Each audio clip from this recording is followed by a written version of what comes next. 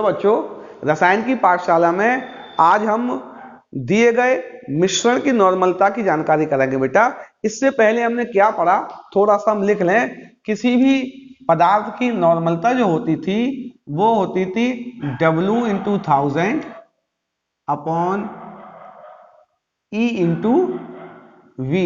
यहाँ जो वॉल्यूम था बच्चों, वह वॉल्यूम जो था वो मिलीलीटर में था। किस में था बच्चों? मिलीलीटर में था। और E इक्वल टू हम जानते थे मास, E इक्वल टू क्या जानते थे? Molecular mass upon x factor. क्या जानते थे बच्चों? Molecular mass upon x factor जानते थे। और जो एक्स फैक्टर था, जो इसका एक्स फैक्टर था, वो एसिड के लिए हमने देखा था बच्चों, बेस के लिए देखा था, सॉल्ट के लिए देखा था और रेडॉक्स के लिए देखा था। एसिड का एक्स फैक्टर उस एसिड की बेसिसिटी था, अर्थात वह रासायनिक अभिक्रिया में कितने हाइड्रोजन आयन प्रोवाइड करा रहा था। बेस का एक्स फैक्टर उसकी एसिडिटी था, अर्थात वह रासायनिक अभिक्रियाओं में कितने हाइड्रोक्सिल आयन दे रहा था। सॉल्ट का एक्स फैक्टर बच्चों उस सॉल्ट में धनायन पर उपस्थित टोटल धनावेश की मात्रा थी। और रेडॉक्स रिएक्शन का एक्स फैक्टर उस रेडॉक्स रिएक्शन में नंबर ऑफ इलेक्ट्रॉन ट्रांसफर थे। यदि वह ऑक्सीकरण रिएक्शन है तो उसमें कितने इलेक्ट्रॉन लूज हो रहे थे वो देखना है। यदि अपचयन रिएक्शन को देखेंगे हम तो कितने इलेक्ट्रॉन गेन हो रहे थे वो हम देखेंगे। ये हम पहले से जानते थे बच्चों, है ना। इसके अलावा नॉर्मलता की परिभाषा क्या थी बच्चों? नॉर्मलता क्या थी बच्चों? नॉर्मलता थी नंबर ऑफ ग्राम इक्विवेलेंट। क्या थी बच्चों? Number of gram equivalent of solute in 1 litre of solution, यानी कि ग्राम इक्विवेलेंट पर लीटर वॉल्यूम। यानी कि ग्राम इक्विवेलेंट क्या हो गया बच्चों? ग्राम इक्विवेलेंट जो हो गया वो N इंटू वी हो गया। और यहाँ पे जो V है वो आयतन है। किस में आयतन है बच्चों? V जो आयतन है वो लीटर में है V। अच्छा, यहाँ पे एक चीज हमने और भी प्रूव किया था ना बच्चों, ग्राम इक्विवेलेंट जो हमने देखा था वो था मोल इंटू एक्स फैक्टर। ये भी हमने पढ़ा था बच्चों, ये फॉर्मूला भी हमने पिछले कालांश में पढ़ा था, gram equivalent equal to mole into X factor. ठीक है ना। अब एक ग्राम इक्विवेलेंट इक्वल टू क्या हो सकता है? नॉर्मलिटी इंटू वॉल्यूम लिख सकते हैं। इसका एक सैद्धांतिक पक्ष देखते हैं बच्चों। हमने एक रिएक्शन कराई HCl प्लस CaOH का whole twice gives CaCl2 plus H2O। इसको बच्चों बैलेंस कर लें। बैलेंस करने के लिए यहाँ पर 2 लगा दिए, तो यहाँ पे 2 लगा दिए और ये बैलेंस हो गया। ठीक है ना बेटा। इसके 2 मोल है। कितने मोल है बच्चों? इसका 1 मोल है। ठीक है ना। सामान्यतः हम बच्चों देखते हैं सभी रासायनिक अभिक्रियाओं में, ज्यादातर हम कहें कि जो क्रियाकारक पदार्थ होते हैं उनके मोल, द्रव्यमान अलग अलग हो सकते हैं। रिएक्शन करने वाले रिएक्टेंट के नंबर ऑफ मोल्स और मास डिफरेंट हो सकते हैं, लेकिन उन रिएक्टेंट की एक बात में बच्चों हमेशा समानता होती है। इन दोनों रिएक्टेंट के ग्राम इक्विवेलेंट जो होंगे, gram equivalent of HCl equal होंगे gram equivalent of calcium hydroxide. किसके बच्चों? कैल्शियम। तब जब यह केमिकल रिएक्शन कंप्लीट हो रही है, अगर एक कंप्लीट उदासीनीकरण एसिड बेस रिएक्शन हो रही है तो उसमें दोनों के ग्राम इक्विवेलेंट एक समान होंगे बच्चों। कैसे होंगे? एक समान होंगे। अच्छा, इसको हम करके देखते हैं। हम जानते हैं ग्राम इक्विवेलेंट, जो ग्राम इक्विवेलेंट होता है वो होता है मोल इंटू एक्स फैक्टर। चलिए इसके लिए करते हैं। HCl के मोल है 2 और इसके लिए एक्स फैक्टर चूंकि यह एक हाइड्रोजन आयन प्रोवाइड करा सकता है, इसकी बेसिसिटी 1 है, तो एक्स फैक्टर 1 यानी कि 2 आया। कितना आया बच्चों? 2। अच्छा, हम इसके लिए देखें, कैल्शियम हाइड्रोक्साइड के लिए देखें बच्चों, हम कितना आएगा? मोल इसके है 1, लेकिन इसका एक्स फैक्टर बच्चों 2 है। कितना एक्स फैक्टर इसका? एक्स फैक्टर इसका 2 है। 2 है तो 2 का गुणा किया और 2 आ गया। तो हम देख रहे हैं कि दोनों के ग्राम इक्विवेलेंट कैसे दिख रहे हैं बच्चों? एक समान दिख रहे हैं।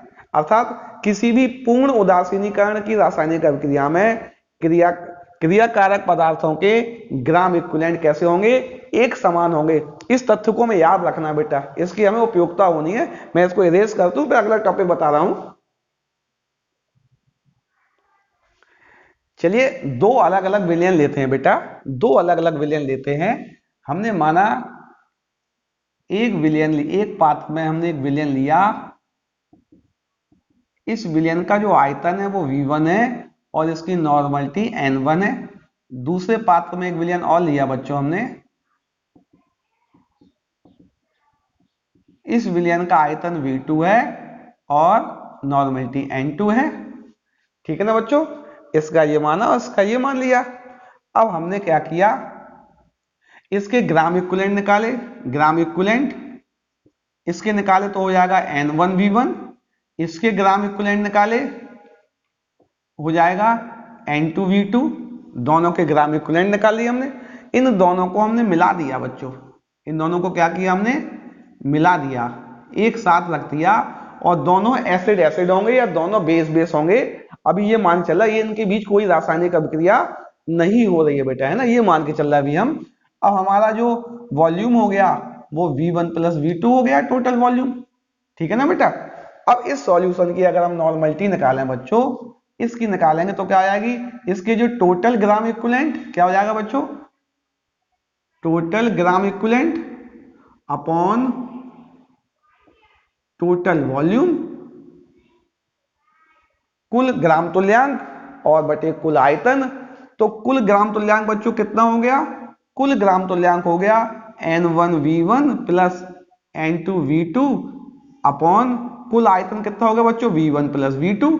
अर्थात यदि दो आपस में रासायनिक अभिक्रिया ना करने वाले पदार्थों का मिश्रण है, उस मिश्रण के लिए यदि हम नॉर्मलता निकालेंगे तो उसका सूत्र ये होगा, क्या होगा बच्चों, N equal to N1V1 N2V2 और divided by V1 plus V2। चलिए क्वेश्चन कर लेते हैं बेटा। हमने माना 200.2 नॉर्मलता का 200 ml HCl है और 0.4 नॉर्मलता का 400 ml HNO3 है। इन दोनों को आपस में मिला दिया। क्या किया बच्चों हमने, इन दोनों को आपस में मिला दिया। तो मिश्रण की नॉर्मलता क्या रही होगी बच्चों, है ना, इस मिश्रण की नॉर्मलता क्या आएगी, इस बात को हमें देखना था। चलिए देखते हैं हम। पहले इसके ग्राम इक्विवेलेंट निकालने, N1V1 निकालने बच्चों। N1V1 आएगा, N1 की वैल्यू 0.2, V1 की वैल्यू 20। वैसे बच्चों इसमें सामान्यतः आयतन लीटर में रखेंगे, लेकिन यहाँ आयतन हमारी आयतन की राशि इसमें कट जाएगी, इसलिए जब इस सूत्र में मान रखना हो तो हम आयतन को मिलीलीटर में भी ले लेंगे, तो मिलीलीटर कैंसिल हो जाता है ना बच्चों। जब सिंगल आएगा तब अलग बात हो जाएगी, अभी इसमें मिलीलीटर में हम ले सकते हैं। क्या आ गया आंसर, N1V1 निकाला हमने, N1V1 आ गया 0.2 था तो आया 4 आ गया इसका आंसर बच्चों, कितना आ गया 4। हम N2V2 निकालें, N2V2 निकाला हमने 0.4 इंटू 400, आंसर आया 16। 400 है ना, 400 ना लेके 40 ले लो, है ना, ये 20 ले लो, 20 में ही तो हो गया ना 4, थोड़ा कम हो जाएगा बेटा, ज्यादा वैल्यू नहीं करके। ये 20 है और ये 40 है, इसका 16 हो गया। अच्छा V1 प्लस V2 कितना है बच्चों, V1 प्लस V2 हो जाएगा हमारा 20 प्लस 40, कितना हो गया 60 हो गया। V1 प्लस V2 कितना हो गया बच्चों, 60 हो गया ना। चलो फॉर्मूला लगा दें, नॉर्मलिटी निकाला, N1V1 plus N2V2 upon V1 plus V2। ठीक है ना बेटा, इसको सॉल्व किया हमने, चलिए सॉल्व कर लेते हैं। N1V1 की वैल्यू बेटा कितनी है, 4 है। N2V2 कितना है बच्चों, 16 है। V1 प्लस V2 कितना है हमारा, V1 दिया है 20 और V2 दिया है 40, यानी आया 20 अपॉन 60, आंसर आया 1/3। यानी विलयन की नॉर्मलता कितनी होगी बेटा, 1/3 नॉर्मल का सॉल्यूशन रहा होगा बेटा हमारा, है ना, क्लियर है ना। अच्छा इस प्रश्न को और आगे बढ़ाते हैं हम। हमने क्या देखा, ये जो था, ये जो सॉल्यूशन था बेटा, ये था 0.2 NaCl था, और कितना ml था इसका, 20 ml था। कितना था बच्चों, 20 ml।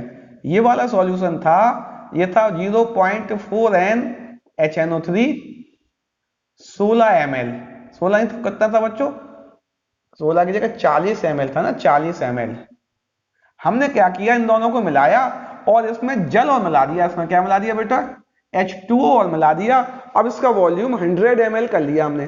कितना कर लिया बच्चों, अब इसका V1 प्लस V2 कितना कर लिया, 100 ml कर लिया।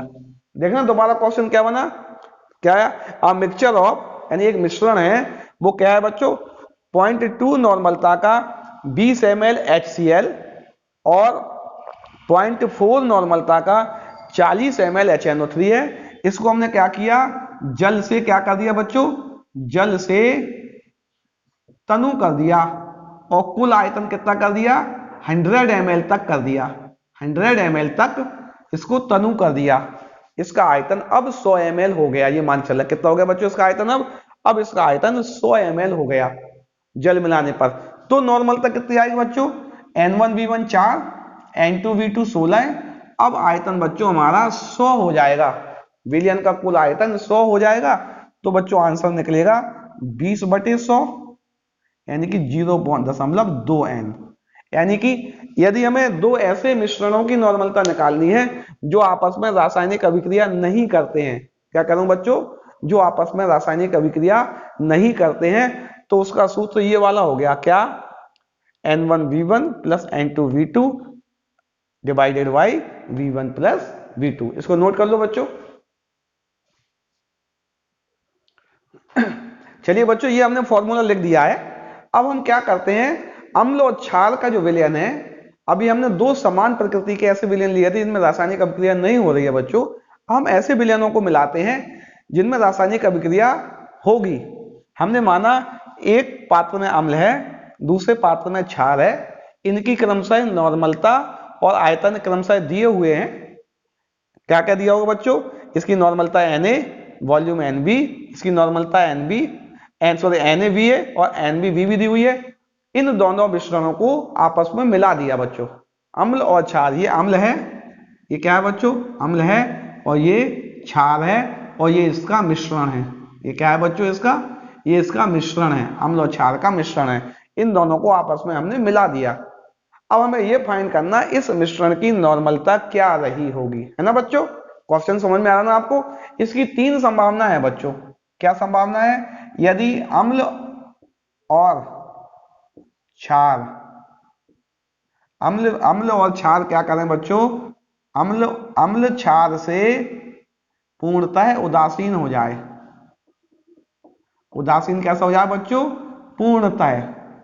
यदि अम्ल और क्षार की पूर्णतः उदासीनीकरण रासायनिक अभिक्रिया होगी बच्चों, क्या करूं मैं, अगर कंप्लीट न्यूट्रलाइजेशन होगा, तो हम बता चुके थे कंप्लीट न्यूट्रलाइजेशन में, इससे पहले चालू किया जब बताया था बच्चों, दोनों रिएक्टेंटों के जो ग्राम इक्विवेलेंट होंगे वो एक समान होंगे। अर्थात क्या हो जाएगा, NaVa इक्वल टू NvVb हो जाएगा। कब, जब रासायनिक अभिक्रिया में पूर्णतः उदासीनीकरण हो रहा है, कंप्लीट न्यूट्रलाइजेशन होने पर NaVa NvVb हो जाएगा। लेकिन उदासीनीकरण के पश्चात अम्ल भी बच सकता है बच्चों, क्षार भी बच सकता है। क्या बच सकता है बच्चों, उदासीनीकरण के पश्चात अम्ल भी बच सकता है, क्षार भी बच सकता है। वो विलयन की प्रकृति पर निर्भर करेगा। अब हमें कैसे मालूम चलेगा कि अम्ल बचा कि क्षार बचा, यदि हम क्या करेंगे, ग्राम इक्विवेलेंट निकालेंगे, NaNb निकाल, क्या करेंगे बच्चों, हम निकाल, यहां लिख दे रहा हूं मैं, है ना। हमने क्या किया, NaVa निकाला और NvVb निकाला।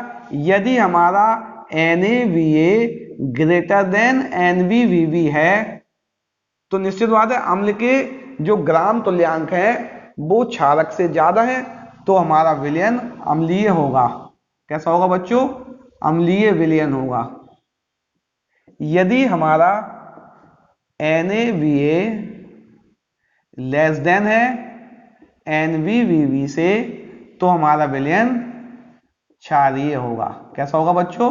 क्षारीय विलयन होगा। यदि इससे छोटा है तो विलयन क्षारीय होगा, और यदि इससे बड़ा है तो विलयन अम्लीय होगा। चलिए एक प्रश्न कर लेते हैं, फिर आगे बढ़ते हैं। प्रश्न है 0.2 NaHCl के 200 ml। क्या कर रहा हूं बच्चों? 0.2 NaHCl के 200 ml को पूर्णतः उदासीन करने के लिए कंप्लीट न्यूट्रलाइजेशन हो रहा है बच्चों। भी कंप्लीट ना कह के, अभी कंप्लीट कहेंगे तो ये फॉर्मूला लग जाएगा, गलत हो रहा है क्वेश्चन। 0.2 NaHCl के 200 ml में 0.1 NaOH के, किसके बच्चे? NaOH के 300 ml को मिलाया। क्या किया बच्चों? 0.2 NaHCl के 200 ml में 0.1 NaOH के 300 ml से उदासीनीकरण किया। इस उदासीनीकरण में जो हमारा रिजल्टिंग सॉल्यूशन है, जो प्राप्त विलयन है, उस विलयन की प्रकृति क्या होगी? तो बच्चों में मिली इक्विवेलेंट निकाल लें, एन और वी के मल्टीप्लाई निकाल लें। इसका एन और वी आएगा 0.2 इंटू 200, यानी कि आ जाएगा बच्चों 40। कितना आ जाएगा बच्चों? 40 आ जाएगा। इसका निकाला हमने 0.1, इसका निकाला हमने एन और वी 0.1 इंटू 300, यानी आंसर आया 30। तो हमारे किसके मिली इक्विवेलेंट ज्यादा है बच्चों? एसिड के ग्राम इक्विवेलेंट बेस से ज्यादा है। क्योंकि एसिड के ज्यादा हैं तो हमारा रिजल्टिंग सॉल्यूशन जो होगा वो एसिडिक रहा होगा। कैसा रहा होगा बच्चों? एसिडिक रहा होगा। अर्थात दोनों के मिली इक्विवेलेंट को घटाने के बाद जो बचेगा वो कहलाएगा विलयन के मिली इक्विवेलेंट। क्या कहलाएगा बच्चों? विलयन के मिली इक्विवेलेंट कहलाएगा। अब हम एक बात समझ गए यहाँ पे, यदि हमने इस मिश्रण को मिलाया, क्या किया था हमने? इन दोनों को मिलाया। पहली कंडीशन हम लिख रहे हैं कि जो हमारा NaVA ग्रेटर देन है NVVB से, ठीक है ना बच्चों? तो टोटल मिली इक्विवेलेंट कितने आएंगे? Total gram equivalent, total gram equivalent कैसे आएंगे? चूंकि ये बड़ा है तो निश्चित बात है इसके ग्राम इक्विवेलेंट ज्यादा होंगे, इसके कम होंगे। तो कितना आएगा बच्चों? NaVA minus NVVB। क्या आएगा? NaVA NVVB। और वॉल्यूम तो हम जानते ही हैं बच्चों, वॉल्यूम हो जाएगा VA प्लस VB। तो इसकी नॉर्मलिटी क्या आ जाएगी बच्चों? नॉर्मलिटी आ जाएगी NaVA minus NVVB upon VA plus VB। कब? जब हमारे एसिड के ग्राम इक्विवेलेंट बेस से ज्यादा है और हमारा सॉल्यूशन एसिडिक है। सॉल्यूशन कैसा है बच्चों? एसिडिक है। तो इसकी नॉर्मलिटी ये होगी। अच्छा, एक और इसी क्रम में उल्टा हो जाएगा। क्या कह रहा हूं मैं? NaVA लेस देन हो जाए NVVB से, तो हमारा फॉर्मूला क्या हो जाएगा बच्चों नॉर्मलिटी का? ये पहली कंडीशन थी, बी कंडीशन हो गई ये वाली, ये कंडीशन बी है।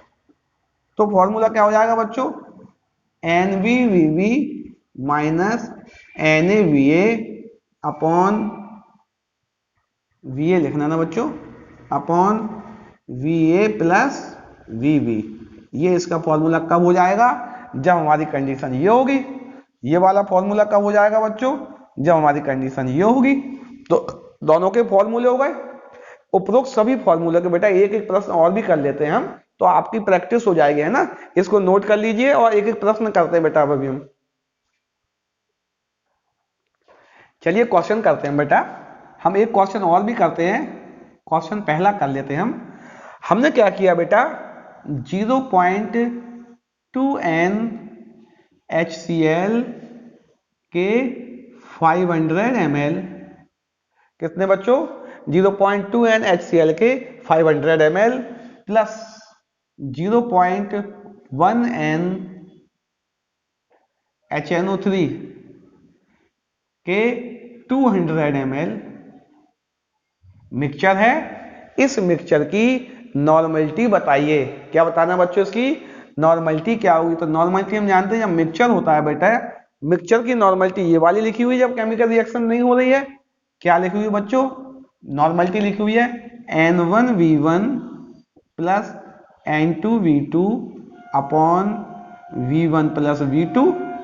N1 क्या है? 0.2, V1 क्या है? 500, N2 क्या है 0.1, V2 क्या है 200 और V1 प्लस V2 क्या हो गया 500 प्लस 200, यानी आंसर आया बच्चों इसका 500। इनको करेंगे तो आ जाएगा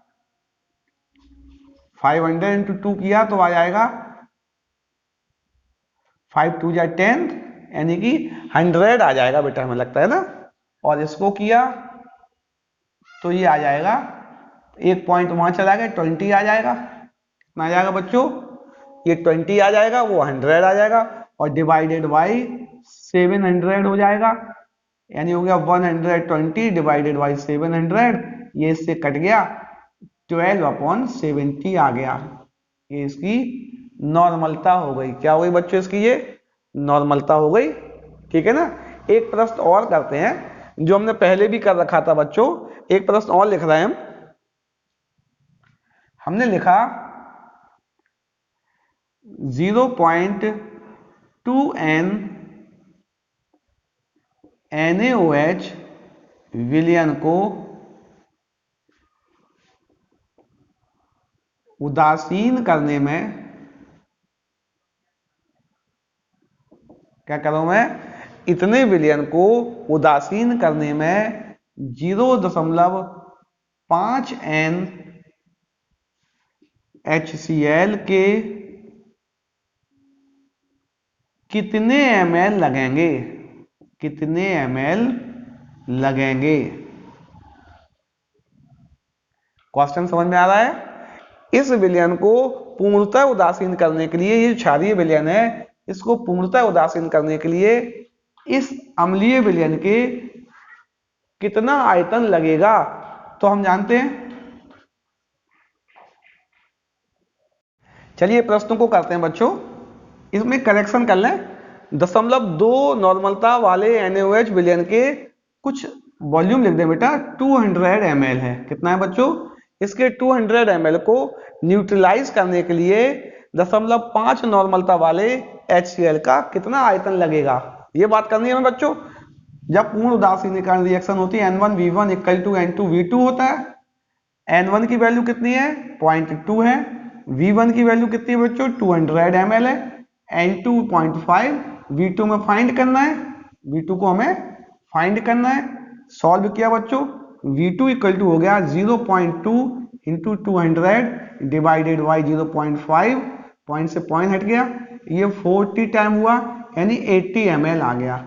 क्वेश्चन क्या था बच्चों, 0.2 नॉर्मलता वाले सोडियम हाइड्रोक्साइड के 200 ml विलयन को उदासीन करने के लिए 0.5 नॉर्मलता वाले HCl के कितने मिलीलीटर लगेंगे, कितने मिलीलीटर लगेंगे बच्चों, 80 मिलीलीटर लगेंगे। एक और क्वेश्चन करते हैं बच्चों, हमने माना 49 ग्राम H2SO4 का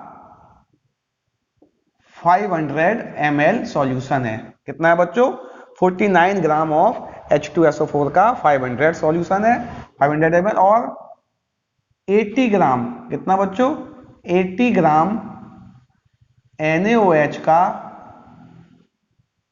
200 ml सॉल्यूशन है। कितना है बच्चों, 200 की जगह हम इसका भी 500 ही ले ले रहे हैं, 500 ml सॉल्यूशन है। दोनों के कितने हैं 500 इसका 500 इसका।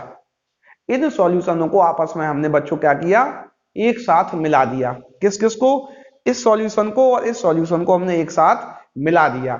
आपसे प्रश्न ये आ रहा है बच्चों, हमें यह बताना है कि यह विलयन अम्लीय होगा या क्षारीय होगा, पहले हमें ये देखना है बच्चों। दूसरा प्रश्न यह है, हमें यह भी बताना है इस विलयन में टोटल जो विलयन बना उस विलयन की नई नॉर्मलता क्या होगी, ये भी हमें बताना बच्चों। पहले हम क्या करें, दो अलग अलग नॉर्मलता के प्रश्न हल कर लें, इस विलयन की नॉर्मलता निकाल लें। पहले इसकी नॉर्मलता निकाल लें बच्चों। नॉर्मलता हम जानते हैं, मास कितना दिया है 49 दिया है, इंटू 1000 लिखते हैं बच्चों, अपॉन इक्विवेलेंट मास, क्या लिखते थे बच्चों हम इसका, equivalent mass. Equivalent mass equal to होता था बच्चों, इसका इक्विवेलेंट मास हम पहले निकाल चुके थे, क्या होता था, equal to molecular mass upon basicity. H2SO4 की बेसिसिटी 2 होती है, मॉलिक्यूलर मास 98 निकलेगा, आप निकाल के देखना बच्चों, 2H का 2, इसका 32, इसका 64, यानी इसका आया 49 इंटू 500। इसको सॉल्व किया, ये इससे कट गया, ये इससे कट गया, यानी कि 2 आ गई नॉर्मलता। कितनी आ गई बच्चों इसकी नॉर्मलता? 2 आ गई है। इस क्वेश्चन को करें बच्चों, इसके लिए नॉर्मलता निकाले, मास दिया 80 अपॉन 1000, इक्विवेलेंट मास NaOH का इक्विवेलेंट मास कितना होता है बच्चों, क्वेश्चन आया ना। NaOH का इक्विवेलेंट मास बच्चों 40 होता है। कितना होगा बेटा? NaOH का इक्विवेलेंट मास 40 होता है। क्यों होता है? मॉलिक्यूलर मास अपॉन एसिडिटी, इसकी एसिडिटी 1 है और मॉलिक्यूलर मास 40 होता है, तो आंसर आएगा 40 इंटू 500 वॉल्यूम है। ये इससे कट गया, 2 टाइम कट गया ना, और ये इससे 2 टाइम कट गया, आंसर आया 4n। अब हमारा बेटा नया क्वेश्चन बन गया। अब क्या बन गया क्वेश्चन? 2n H2SO4 का 500 ml और 4n NaOH के 500 ml का विलयन कैसा होगा? तो दोनों के ग्राम तुल्यांक निकालने, n इसका निकालने, एसिड है तो ये लिख रहा है NaVa निकालने बच्चों। Na कितना है? 2 है, Va 500 है, आंसर हुआ 1000। और हमने निकाला NvVb, Nb कितना है बच्चों? 4 है, उसका 500 है, आंसर आया कितना बच्चों? 2000। कितना आया? 2000 आया। ठीक है ना। फिर मैं आपसे कह रहा हूं बच्चों, यहाँ पे वॉल्यूम सामान्यतः सिंगल कैलकुलेशन में लीटर में भी लिखना पड़ेगा। अभी डबल कैलकुलेशन चल रही है तो वॉल्यूम से वॉल्यूम डिवाइड हो रहा है, इसलिए हम मिलीलीटर में लिखने पर हमारा कोई फर्क नहीं पड़ेगा बेटा, है ना। ये आ गया कितना, किसके मिली इक्विवेलेंट ज्यादा दिख रहे हैं बच्चों आपको? हमें ये NbVb is greater than NaVa हमें दिख रहा है ना बच्चों। NbVb कैसा है? ज्यादा है। तो नॉर्मलिटी का फॉर्मूला क्या होता है बच्चों? NbVb minus NaVa divided by Va plus Vb। हम जानते थे ना बच्चों। चलिए रख दें हम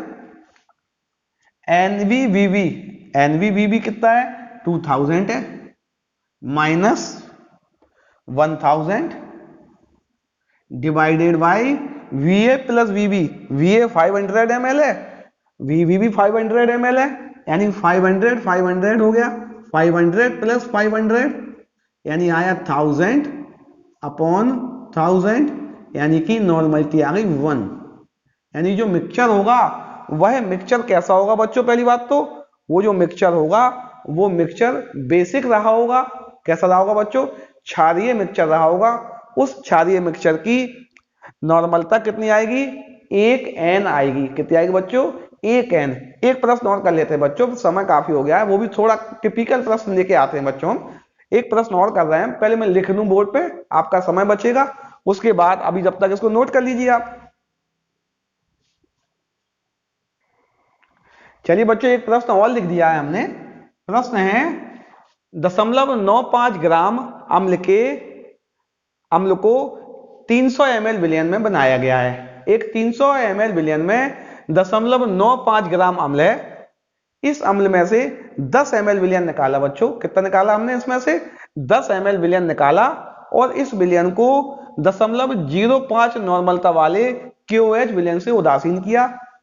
उदासीनीकरण अभिक्रिया पूर्ण होने में 20 ml KOH लगा। कितने ml को उदासीन करने में बच्चों? 10 ml विलयन को उदासीन करने में 20 ml KOH लगा।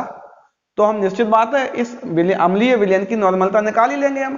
क्या निकालेंगे बच्चों? हम 10 ml, इसकी नॉर्मलता n मान ली, n नॉर्मलता वाला अम्ल किससे उदासीन होता है बच्चों? उदासीन होता है किससे बच्चों? 20 ml 0.05 n KOH से। तो नॉर्मलता समीकरण हम जानते हैं बच्चों उदासीनीकरण के, N1V1 N2V2। सॉल्व कर लें बच्चों। N1 की वैल्यू कितनी है?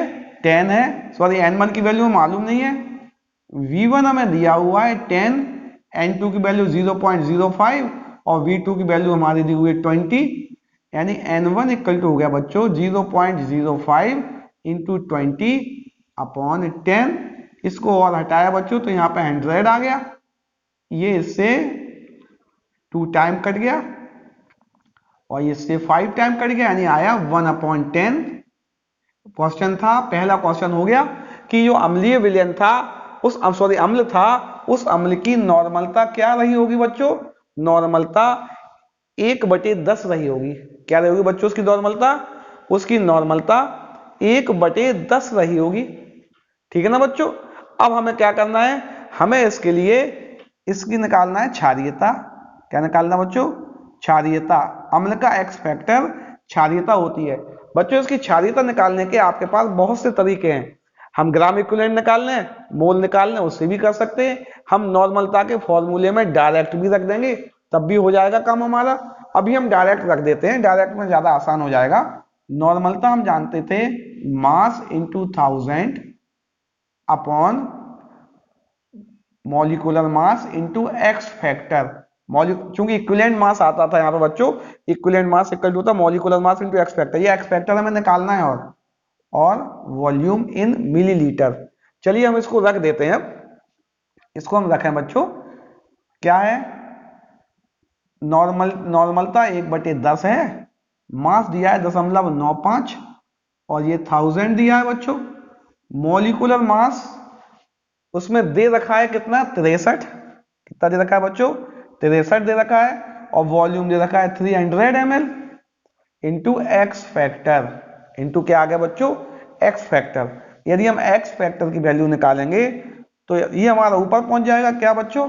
63 इंटू 300 अपॉन 0.95 इंटू 1000 इंटू 10। इतना ही पहुंच रहा है ना बच्चों? चलिए यही है, हमें लगता है। ये 2 जीरो से ये 2 जीरो कट गया। ये अगर हटाएंगे हम बच्चों तो यहाँ पे 100 और लिख दें, ये भी इससे कैंसिल हो गया। x इक्वल टू आया 63 में 3 का मल्टीप्लाई कर 9 और ये आएगा 6 3 जा 18 189 अपॉन 95। 95 में अगर 2 का मल्टीप्लाई करेंगे तो 190 होता है। क्या होता है बच्चों? 190 यानी अप्रॉक्स 2 आ जाएगा। यानी कि अम्ल की क्षारीयता कितनी हो गई बच्चों? क्षारीयता 2 आ गई। कितनी आ गई क्षारीयता? 2। नॉर्मलता कितनी हो गई? ये हो गई है। मैं आशा कर रहा हूं बच्चों ये प्रश्न समझ में आ रहे होंगे। मैं सूत्र रिपीट कर रहा हूं एक बार। नॉर्मलता का सूत्र ये है, equivalent mass molecular mass upon x factor निकाल सकते थे बच्चों। एक ग्राम इक्विवेलेंट का फॉर्मूला था। नॉर्मल एसिड और बेस सॉल्यूशन के लिए नॉर्मलिटी ये हो गई है। यदि उदासीन विलयन है तो N1V1 इक्वल टू N2V2 था। और यदि क्षारीय विलयन है अर्थात क्षार के ग्राम तुल्यांक ज्यादा हैं तो NVVV minus NaVa upon Va plus Vb था। और इसी प्रकार यदि अम्लीय विलयन है बच्चों तो NaVa minus NvVb upon Va plus Vb था। मैं आशा कर रहा हूं ये प्रश्न आपको समझ में आ रहा है बच्चों। इसके बाद जो अगला टॉपिक आएगा वो भी आपका बहुत महत्वपूर्ण टॉपिक है बच्चों। अगले कालांश में हम आपको मोल फ्रैक्शन, क्या बच्चों? मोल प्रभाज के बारे में बहुत सी गणनाएं बताएंगे। आप इसी प्रकार मेरे साथ बने रहिए। आपको नवीन जानकारियां लगातार प्राप्त होती रहेंगी। अगले कालांश के लिए उपरोक्त सभी टॉपिकों को बच्चों लगातार पढ़ते रहिए।